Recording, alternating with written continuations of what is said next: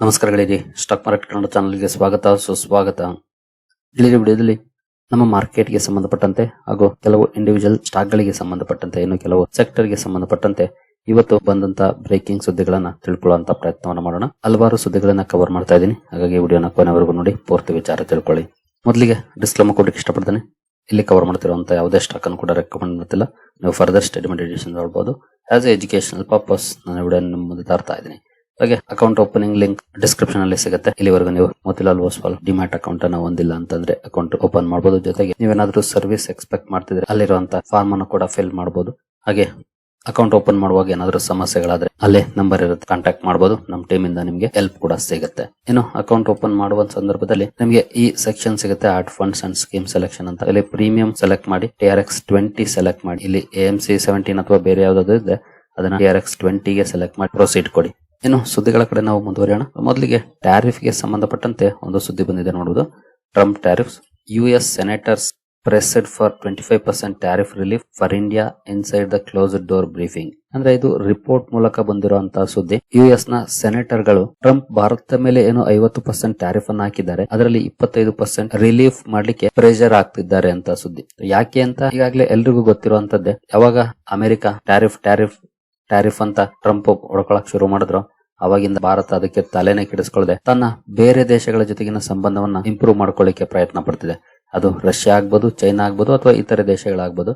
ಹಾಗಾಗಿ ಆಕ್ಚುಲಿ ಇಲ್ಲಿ ಭಾರತಕ್ಕೆ ಅಮೆರಿಕ ಬೇಕಾಗಿದೆಯಲ್ಲ, ಅದಕ್ಕಿಂತ ಜಾಸ್ತಿ ಅಮೆರಿಕಾಗೆ ಭಾರತ ಬೇಕಾಗಿದೆ. ಇಂತಹ ಸಂದರ್ಭದಲ್ಲಿ ಈ ರೀತಿ ಟ್ಯಾರಿಫ್ ಮೂಲಕ ಯಾರು ತಾವೆಳ್ದಂಗೆ ಕೇಳಿಸ್ಕೊಳಕ್ ಆಗೋದಿಲ್ಲ. ಅದನ್ನ ಭಾರತ ಈಗ ಅರ್ಥ ಮಾಡ್ಕೊಂಡಿದೆ. ಈ ಮುಂಚೆ ಇದನ್ನ ಅರ್ಥ ಮಾಡ್ಕೊಳ್ಳದೆ ಬೇರೆ ರೀತಿಯಾಗಿ ವರ್ತಿಸ್ತಿತ್ತು. ಬಟ್ ಈಗ ಭಾರತ ಅದನ್ನ ಅರ್ಥ ಮಾಡ್ಕೊಂಡಿದೆ. ಅಮೆರಿಕಾಗೆ ನಮ್ಮ ಅವಶ್ಯಕತೆ ಜಾಸ್ತಿ ಇದೆ ಅನ್ನೋದನ್ನ. ಹಾಗಾಗಿ ತಲೆ ಕೆಡಿಸ್ಕೊಳ್ತಿಲ್ಲ. ಟ್ಯಾರಿಫ್ ಹಾಕ್ತೀರಾ ಹಾಕೊಳ್ಳಿ, ಆದ್ರೆ ಪ್ರಯತ್ನವನ್ನಂತೂ ಬಿಡ್ತಿಲ್ಲ. ಟ್ಯಾರಿಫ್ ಗೆ ಸಂಬಂಧಪಟ್ಟಂತೆ ಮಾತುಕತೆಗಳನ್ನ ಆಡ್ತಾ ಇದೆ. ಅವ್ರಿಗೆ ಬೇಕಾದಂಗಿದೆ ಡೀಲ್ ಗಳಿಗೆ ಒಪ್ಕೊಳ್ತಿಲ್ಲ. ಇಲ್ಲಿ ಇಬ್ಬರಿಗೂ ಬೆನಿಫಿಟ್ ಆಗಂಗಿರ್ಬೇಕು, ಹಾಗಿದ್ರೆ ಮಾತ್ರ ಡೀಲ್ ಆಗೋದು. ಆ ನಿಟ್ಟಿನಲ್ಲಿ ಪ್ರಯತ್ನಗಳಂತೂ ನಡೀತಿದೆ. ಈಗ ರಿಪೋರ್ಟ್ ಮೂಲಕ ಬರುತ್ತಿರುವಂತಹ ಸುದ್ದಿ ಏನಂದ್ರೆ, ಒಳಗಡೆ ಕ್ಲೋಸ್ಡ್ ಡೋರ್ ಬ್ರೀಫಿಂಗ್ ಅಂದ್ರೆ ಸರ್ಕಾರ ಹಾಗೂ ಸೆನೆಟರ್ಸ್ ನಡುವೆ ಆಗಿರುವಂತದ್ದು. ಪ್ರೋ ಇಂಡಿಯಾ ಲಾ ಮೇಕರ್ಸ್ ಏನಿದ್ದಾರೆ, ಭಾರತದ ಪರವಾಗಿರುವಂತವ್ರು, ಅವರುಗಳು ಟ್ರಂಪ್ ಮೇಲೆ ಒತ್ತಡವನ್ನ ಹೇರ್ತಿದ್ದಾರೆ ಅಂತ. ಅಂದ್ರೆ 50% ಟ್ಯಾರಿಫ್ ಏನಿದೆ ಅದರಲ್ಲಿ 25% ಕಡಿತ ಮಾಡೋದು. ಅಂದ್ರೆ ಇನ್ 25% ಕಂಟಿನ್ಯೂ ಆಗುತ್ತೆ. ಇನ್ ಕೇಸ್ ಏನಾದ್ರೂ ಡೀಲ್ ಆದ್ರೆ ಆಗ ಡೀಲ್ ಎಷ್ಟಕ್ಕಾಗುತ್ತೆ ಅದ್ರ ಮೇಲೆ ಡಿಪೆಂಡ್ ಆಗುತ್ತೆ. ಈ ರೀತಿಯ ಒತ್ತಡ ಕೂಡ ಕಂಡು ಬರ್ತಿದೆ ಅನ್ನುವಂತ ರಿಪೋರ್ಟ್ ಬರ್ತಾ ಇದೆ. ಈಗ ಇದಕ್ಕೆ ಟ್ರಂಪ್ ಒಪ್ಕೊಳ್ತಾರ ಇಲ್ವಾ ಗೊತ್ತಿಲ್ಲ, ನೋಡಬಹುದು. Closed door senate finance committee hearing on December 3 Hindustan Times reported. December 3ನೇ ತಾರೀಕೆ ಈ ಬೆಳವಣಿಗೆಗಳಾಗಿದೆ ಅಂತ ಹೇಳ್ತಿದೆ ಈ report. Pro India lawmakers ನೋಡಬಹುದು, including Democratic senator Mark Warner and Republican senator Steve Daines. ಇವರಿಬ್ರು ಟ್ರಂಪ್ ಅಡ್ಮಿನಿಸ್ಟ್ರೇಷನ್ ಮೇಲೆ ಪ್ರೆಷರ್ ಅನ್ನು ಏರ್ತಿದ್ದಾರೆ ಅಂತ. ಗೊತ್ತಿಲ್ಲ ಇದಕ್ಕೆ ಒಪ್ಕೊಳ್ತಾರ, ಚೇಂಜ್ ಮಾಡ್ತಾರ ಅಂತ. ಒಟ್ಟಿನಲ್ಲಿ ಈಗ ಟ್ರಂಪ್ ಅಣ್ಣನ ಪರಿಸ್ಥಿತಿ ಏನಾಗಿದೆ ಅಂದ್ರೆ, ಜಟ್ಟಿ ಬಿದ್ರು ಮೀಸೆ ಮಣ್ಣಾಗ್ಲಿಲ್ಲ ಅಂತಾರಲ್ಲ, ಹಾಗೆ ತಪ್ಪಿಸ್ಕೊಳ್ಬೇಕು ಟ್ರಂಪ್ ಅಣ್ಣ. ಈ ಕಡೆ ನಮ್ಗೆ ಅಡ್ವಾಂಟೇಜ್ ಆಯ್ತು ಅಂತಾನೆ ಹೇಳ್ಕೊಳ್ಬೇಕು. ಡೀಲ್ ಆದ್ರೂ ಕೂಡ ಅಥವಾ 25% ಟ್ಯಾರಿಫ್ ಏನಾದ್ರು ತೆಗೆದ್ರು ಕೂಡ. ಹಾಗಾಗಿ ಅಂತ ಒಂದು ಸನ್ನಿವೇಶಕ್ಕೆ ನಮ್ಮ ಟ್ರಂಪ್ ಅಣ್ಣ ವೆಯ್ಟ್ ಮಾಡ್ತಿರ್ತಾರೆ, ಅಥವಾ ಅಂತ ಒಂದು ಸನ್ನಿವೇಶನ ಕ್ರಿಯೇಟ್ ಮಾಡ್ಕೊಳ್ಳಿಕ್ಕೆ ಪ್ರಯತ್ನ ಪಡ್ತಿರ್ತಾರೆ. ಒಟ್ಟಿನಲ್ಲಿ ನಾವೇ ಗೆದ್ವಿ ಅಂತ ಹೇಳ್ಕೊಳ್ಬೇಕಷ್ಟೇ. ಹಾಗಾಗಿ ಅಂತ ಸನ್ನಿವೇಶ ಕ್ರಿಯೇಟ್ ಆದ್ರೆ ಮೇ ಬಿ ಡೀಲ್ ಕೂಡ ಆಗಬಹುದು. ನೋಡೋಣ ಸಾಧ್ಯ ಆಗತ್ತಾ ಇದು ಅಂತ. ಈ ರೀತಿಯಾಗಿ ಆದ್ರಂತೂ ಖಂಡಿತ ಅದು ನಮ್ಮ ಮಾರ್ಕೆಟ್ಸ್ ಕಂತೂ ಬಿಗ್ ಪಾಸಿಟಿವ್ ಸುದ್ದಿ ಆಗುತ್ತೆ. ಅಟ್ಲೀಸ್ಟ್ ಟ್ರೇಡ್ ಡೀಲ್ ಆಗೋರ್ಗು ಇದೊಂದು ಅಡ್ವಾಂಟೇಜ್ ಅನ್ನ ತರುವಂತ ಚಾನ್ಸಸ್ ಜಾಸ್ತಿ ಇರುತ್ತೆ. ಇನ್ನು ಇವತ್ತು 12ನೇ ತಾರೀಕು ನಿಮ್ಗೆಲ್ರಿಗೂ ಗೊತ್ತಿರೋ ಹಾಗೆ ಪ್ರತಿ ತಿಂಗಳ 12ನೇ ತಾರೀಕು ನಮ್ಮ ಇನ್ಫ್ಲೇಷನ್ ಡೇಟಾ ರಿಲೀಸ್ ಆಗುತ್ತೆ. ಇವತ್ತು ಕೂಡ ಇನ್ಫ್ಲೇಷನ್ ಡೇಟಾ ರಿಲೀಸ್ ಆಗಿದೆ. ಆದ್ರೆ ಮಾರ್ಕೆಟ್ ಕ್ಲೋಸ್ ಆದ್ಮೇಲೆ ಬಂದಿದೆ. ಯೂಶುವಲಿ 5 ಗಂಟೆ ಸುಮಾರಿಗೆ ಬರುತ್ತೆ. ಮಾರ್ಕೆಟ್ ಕ್ಲೋಸ್ ಆದ್ಮೇಲೆ ಬಂದಿದೆ. ನಮಗೆ ರಿಯಾಕ್ಷನ್ ಸೋಮವಾರ ನೋಡ್ಲಿಕ್ಕೆ ಸಿಗುತ್ತೆ. ನೋಡಬಹುದು, inflation stays below 1% in November ಅಲ್ಲೂ ಕೂಡ ಬಿಲೋ 1% ಇದೆ ಈ ಸಲ ಕೂಡ. ಬಟ್ ಇನ್ಫ್ಲೇಷನ್ ಎಸ್ಟಿಮೇಷನ್ ಎಷ್ಟಿತ್ತು ಅದನ್ನ ಬೀಟ್ ಮಾಡಿದೆ. ಅಂದ್ರೆ ಅದಕ್ಕಿಂತ ಜಾಸ್ತಿ ಬಂದಿದೆ, ಕಡಿಮೆ ಬಂದಿದೆ. ಆಕ್ಚುಲಿ ಕಡಿಮೆ ಬಂದ್ರೆ ಪಾಸಿಟಿವ್ ಸುದ್ದಿ, ಅಥವಾ ಎಸ್ಟಿಮೇಷನ್ ಎಷ್ಟಿತ್ತು ಅಷ್ಟೇ ಬಂದ್ರು ಕೂಡ ಅದನ್ನ ಬೇಕಿದ್ರೆ ಪಾಸಿಟಿವ್ ಅಂದ್ಕೊಳ್ಬಹುದು. ಅದಕ್ಕಿಂತ ಜಾಸ್ತಿ ಬಂದ್ರೆ ನೆಗೆಟಿವ್ ಆಗುತ್ತೆ. ಎಸ್ಟಿಮೇಷನ್ ಎಷ್ಟಿತ್ತು ಅಂತ ನೋಡಬಹುದು, 0.7% ಇತ್ತು. ಫೋರ್ಕಾಸ್ಟ್ ಬಂದಿರೋದು 0.71%. ಅಂದ್ರೆ ಬಿಗ್ ಡಿಫರೆನ್ಸ್ ಏನಾಗಿಲ್ಲ. ಆದ್ರೆ ಇಂದಿನ ಸಲ ಹೋಲಿಸಿದ್ರೆ ಜಾಸ್ತಿ ಆಗಿದೆ. 0.25 ಇತ್ತು ಅಕ್ಟೋಬರ್ ಹೋಲಿಸಿದ್ರೆ ನವೆಂಬರ್ ಅಲ್ಲಿ ಸ್ವಲ್ಪ ಜಾಸ್ತಿ ಆಗಿದೆ. 0.71% ಬಂದಿದೆ. ಬಟ್ ಎಸ್ಟಿಮೇಟ್ ಕೂಡ 0.7 ಇತ್ತು, 0.71 ಬಂದಿದೆ. ಅಂದ್ರೆ 0.01% ಜಾಸ್ತಿ ಆಗಿದೆ. ಬಟ್ ಅಷ್ಟೇನು ಬಿಗ್ ಡಿಫರೆನ್ಸ್ ಮಾಡುವಂತದ್ದಲ್ಲ ಇದು ಅಂತಾನೆ ಹೇಳ್ಬೋದು. ಯಾಕಂದ್ರೆ ಎಸ್ಟಿಮೇಷನ್ ಹತ್ರನೇ ಇದೆ, ಬಿಗ್ ಡಿಫರೆನ್ಸ್ ಆಗಿಲ್ಲ. ಎಲ್ಲಿ ಯಾವ ರೀತಿ ಇದೆ ಆ ಕಡೆ ನೋಡೋದಾದ್ರೆ ಎಸ್ಪೆಷಲಿ ನೋಡಬಹುದು, ಫುಡ್ ಇನ್ಫ್ಲೇಷನ್ ವಿಚಾರದಲ್ಲಿ ಪರ್ಫಾರ್ಮೆನ್ಸ್ ಚೆನ್ನಾಗಿದೆ. ಅಂದ್ರೆ ನೆಗೆಟಿವ್ ಇದೆ. ಅಕ್ಟೋಬರ್ ಅಲ್ಲಿ -5% ಇತ್ತು, ಬಟ್ ಈಗ -3.9 ಆಗಿದೆ.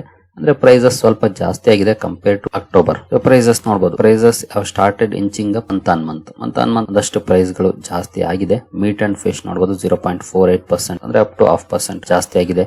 ಎಗ್ 5% ಜಾಸ್ತಿ ಆಗಿದೆ. ಆಯಿಲ್ಸ್ 0 ಇದೆ. ಫ್ರೂಟ್ಸ್ ಅಲ್ಲಿ ಡೌನ್ ಇದೆ, ಪ್ರೈಸಸ್ ಡೌನ್ ಆಗಿದೆ. ವೆಜಿಟೇಬಲ್ಸ್ 2.5% ಜಾಸ್ತಿ ಆಗಿದೆ. ಪಲ್ಸಸ್ ಅಂಡ್ ಪ್ರಾಡಕ್ಟ್ಸ್ ಕೂಡ ಸ್ವಲ್ಪ ಮಟ್ಟಿಗೆ ಜಾಸ್ತಿ ಆಗಿದೆ.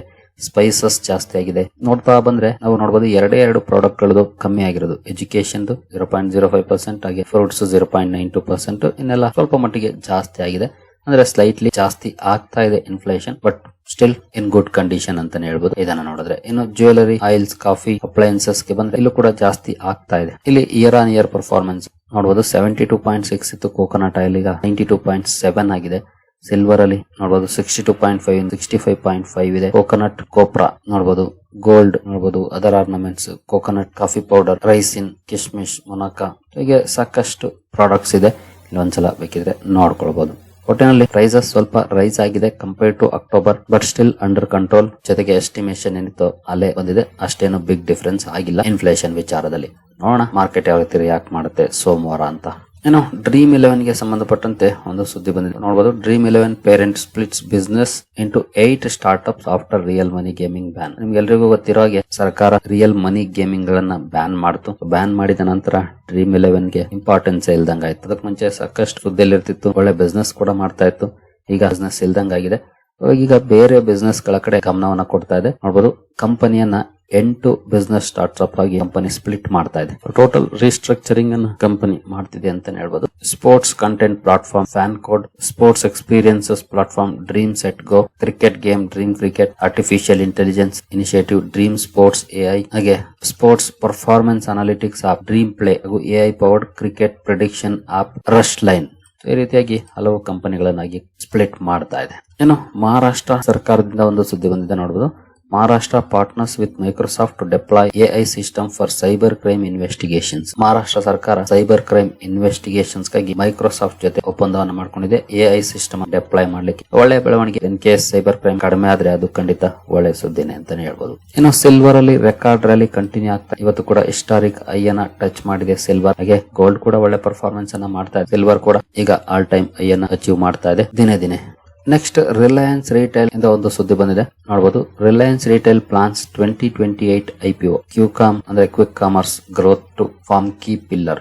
ಇತ್ತೀಚೆಗೆ ನಾವು ಸುದ್ದಿಗಳನ್ನು ನೋಡಿದ್ವಿ, ಎಸ್ಪೆಷಲಿ ಜಿಯೋದ IPO ಬಗ್ಗೆ ರೆಕಾರ್ಡ್ ವ್ಯಾಲ್ಯೂಯೇಷನ್ ಅಲ್ಲಿ ಬರಬಹುದು ಅನ್ನುವಂತ ಸುದ್ದಿಗಳನ್ನು ಕೂಡ ನೋಡಿದ್ವಿ. ಈಗ ರಿಲಯನ್ಸ್ ರಿಟೇಲ್ ಕೂಡ IPO ತರಬಹುದು ಅಂತ ಸುದ್ದಿ ಬರ್ತಾ ಇದೆ. ಆದ್ರೆ ಈಗಲ್ಲ, 2028ಕ್ಕೆ. ಈಗಿನ ನಾವು 2025ರ ಅಂತ್ಯದಲ್ಲಿದ್ದೀವಿ. ಇನ್ನು 2.5 ವರ್ಷ ಕಾಯ್ಬೇಕಾಗಬಹುದು ಈ IPO ಬರ್ಲಿಕ್ಕೆ. ಜೊತೆಗೆ quick commerce growth key pillar ಅಂತ ಹೇಳಲಾಗ್ತಿದೆ ರಿಲಯನ್ಸ್ ರಿಟೇಲ್ ನ IPOಗೆ. ನಂತರ Microsoft signs 3-year deal with Wipro under fresh India AI push. ವಿಪ್ರೋದ ಜೊತೆ ಮೈಕ್ರೋಸಾಫ್ಟ್ ಒಪ್ಪಂದವನ್ನ ಮಾಡ್ಕೊಂಡಿದೆ ಅಥವಾ ಡೀಲ್ ಮಾಡ್ಕೊಂಡಿದೆ ಆರ್ಟಿಫಿಷಿಯಲ್ ಇಂಟೆಲಿಜೆನ್ಸ್ ಟ್ರಾನ್ಸ್ಫಾರ್ಮೇಶನ್ ಗೆ ಸಂಬಂಧಪಟ್ಟ ಭಾರತದ. ಇದು 3 ವರ್ಷಗಳ ಡೀಲ್ ಆಗಿರುತ್ತೆ. ನಿಮ್ಗೆಲ್ರಿಗೂ ಗೊತ್ತಿರೋ ಹಾಗೆ ನಿನ್ನೆ ಒಂದಷ್ಟು ಸುದ್ದಿಗಳನ್ನ ನೋಡಿದ್ವಿ. ಮೈಕ್ರೋಸಾಫ್ಟ್ ಭಾರತದ ಎಐಗೆ ಸಂಬಂಧಪಟ್ಟಂತೆ ಇನ್ವೆಸ್ಟ್ಮೆಂಟ್ ಮಾಡ್ತಿರೋ ಬಗ್ಗೆ. ಈಗ ಇದಕ್ಕೆ ಸಂಬಂಧಪಟ್ಟಂತೆನೆ ವಿಪ್ರೋದ ಜೊತೆ ಡೀಲ್ ಮಾಡ್ಕೊಂಡಿದೆ. ಇನ್ನು ಇವತ್ತು ರಿಫೆಕ್ಸ್ ಇಂಡಸ್ಟ್ರೀಸ್ ಅಲ್ಲಿ 20% ಲೋಯರ್ ಸರ್ಕ್ಯೂಟ್ ಕಂಡು ಬಂದಿದೆ. ಇದಕ್ಕೆ ಕಾರಣ ಕಂಪನಿಯಲ್ಲಿ ಆಗಿರುವಂತ ಇನ್ಕಮ್ ಟ್ಯಾಕ್ಸ್ ಸರ್ಚ್, ಅಂದ್ರೆ ಕಂಪನಿ ಪ್ರಿಮೈಸಸ್ ಮೇಲೆ IT ರೈಡ್ ಆಗಿದೆ. ಈ ಒಂದು ಸುದ್ದಿ ರಿಫೆಕ್ಸ್ ಇಂಡಸ್ಟ್ರೀಸ್ ಅಲ್ಲಿ ಇವತ್ತು 20% ಲೋಯರ್ ಸರ್ಕ್ಯೂಟ್ ಪರ್ಫಾರ್ಮೆನ್ಸ್ ಗೆ ಕಾರಣ ಆಗಿದೆ. ಹಾಗೆ ನಿಮ್ಮಲ್ಲಿ ಯಾರಿಗಾದ್ರೂ ನಮ್ಮ ತರಬೇತಿ ಕಾರ್ಯಕ್ರಮದಲ್ಲಿ ಇಂಟ್ರೆಸ್ಟ್ ಇದ್ರೆ ಇಮೇಲ್ ಮೂಲಕ ಸಂಪರ್ಕ ಮಾಡಬಹುದು. ಹಾಗೆ ಅಕೌಂಟ್ ಓಪನಿಂಗ್ ಲಿಂಕ್ ಡಿಸ್ಕ್ರಿಪ್ಷನ್ ಇರುತ್ತೆ, ಅಕೌಂಟ್ ಕೂಡ ಓಪನ್ ಮಾಡಬಹುದು. ಹಾಗೆ ಮಾರ್ಕೆಟ್ ಇಂಥ ಸನ್ನಿವೇಶದಲ್ಲಿರುವಾಗ ಮಾರ್ಕೆಟ್ ಬಗ್ಗೆ ತಿಳ್ಕೊಳ್ಳಕ್ಕೆ ಒಳ್ಳೆ ಅವಕಾಶ, ಕಲಿಯುವಂತ ಆಸಕ್ತಿ ಇರುವಂತವರು ಇಮೇಲ್ ಮೂಲಕ ಸಂಪರ್ಕ ಮಾಡಬಹುದು. ಹೆಚ್ಚಿನ ಮಾಹಿತಿಯನ್ನ ನಿಮ್ಗೆ ಇಮೇಲ್ ಮೂಲಕ ಒದಗಿಸ್ತೇವೆ. ಸರಿಗಳೇರಿ, ಈ ಎಲ್ಲ ಅಪ್ಡೇಟ್ಸ್ ನಿಮ್ಗೆ ಇಷ್ಟ ಆಗಿದೆ ಅಂದ್ಕೊಳ್ತೀನಿ. ಮುಂದಿನ ವಿಡಿಯೋದಲ್ಲಿ ಸಿಗೋಣ. ಅಲ್ಲಿವರೆಗೂ ಜೈ ಹಿಂದ್, ಜೈ ಕರ್ನಾಟಕ.